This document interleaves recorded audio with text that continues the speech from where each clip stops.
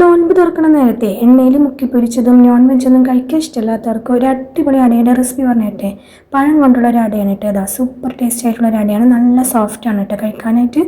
അപ്പോൾ ഒരു മിക്സിയുടെ ജാറിലേക്ക് 2 ടേബിൾ സ്പൂൺ റവയും 2 ഏലക്കായും ഇട്ടിട്ട് ഒന്ന് പൊടിച്ച് മാറ്റി വെക്കാം. ഇനി നമുക്ക് ഒരു പാനിലേക്ക് അല്പം നെയ്യ് ഒഴിച്ച് കൊടുത്തിട്ട് കറുത്ത മുന്തിരിയും തേങ്ങാക്കൊത്തും ഒന്ന് വറുത്ത് കോരി മാറ്റി വെക്കാം. ഇനി ഒരു നോർമൽ പഴുപ്പായിട്ടുള്ള പഴം എടുക്കുക. അത് നല്ലപോലെ ഒന്ന് പുഴുങ്ങിയെടുത്തതാണ്. എന്നിട്ട് ഒരു ഫോർക്ക് ഉപയോഗിച്ചിട്ട് ഇതൊന്ന് ഉടച്ചെടുക്കുക കേട്ടോ. നല്ലപോലെ ഉടഞ്ഞു വന്നതിന് ശേഷം ഇതിലേക്ക് നമ്മൾ പൊടിച്ച് വെച്ചിട്ടുള്ള ആ ഒരു റവ ചേർത്ത് കൊടുക്കാം. എന്നിട്ട് നല്ലപോലെ ഒന്ന് മിക്സ് ചെയ്യാം. ഇനി ഇതിലേക്ക് ഒരു 3 ടേബിൾ സ്പൂൺ ഗോതമ്പ് പൊടി ചേർത്ത് കൊടുക്കാം. ഞാനിവിടെ ശർക്കര ഉരുക്കി വെച്ചിരുന്നു, അതും കൂടി ചേർത്ത് കൊടുത്തിട്ട് നല്ലപോലെ ഒന്ന് മിക്സ് ആക്കാം കേട്ടോ. അപ്പോൾ മിക്സ് ചെയ്യുന്ന സമയത്ത് നല്ല ലൂസായി തോന്നുന്നുണ്ടെങ്കിൽ കുറച്ചും കൂടി ഗോതമ്പ് പൊടി ചേർത്ത് കൊടുത്തിട്ട് ഒന്ന് മിക്സ് ചെയ്തെടുക്കാം കേട്ടോ. ഇനി ഇതിലേക്ക് നമ്മൾ വറുത്ത് കോരി വെച്ചിട്ടുള്ള തേങ്ങാക്കൊത്തും മുന്തിരിയും കൂടി ചേർത്ത് കൊടുത്തിട്ട് ഈ ഒരു രീതിക്ക് ആക്കിയെടുക്കാം.